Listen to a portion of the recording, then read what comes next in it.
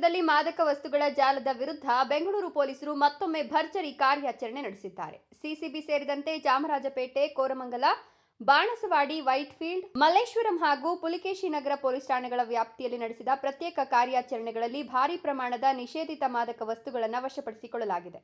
ಈ ಕಾರ್ಯಾಚರಣೆಯಲ್ಲಿ ಒಬ್ಬ ವಿದೇಶಿ, 10 ಹೊರರಾಜ್ಯದ ಆರೋಪಿಗಳು ಹಾಗೂ 6 ಸ್ಥಳೀಯರು ಸೇರಿ ಒಟ್ಟು 17 ಮಂದಿ ಆರೋಪಿಗಳನ್ನು ಬಂಧಿಸಲಾಗಿದೆ.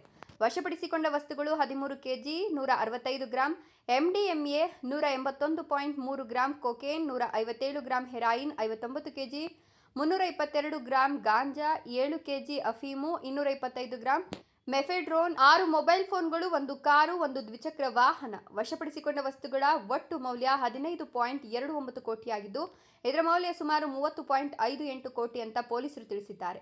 ಈ ಯಶಸ್ವಿ ಕಾರ್ಯಾಚರಣೆ ಬೆಂಗಳೂರು ನಗರ ಪೊಲೀಸ್ ಇಲಾಖೆಯ ವಿವಿಧ ವಿಭಾಗಗಳ ಸಮನ್ವಯದಲ್ಲಿ ನಡೆಯಿತು.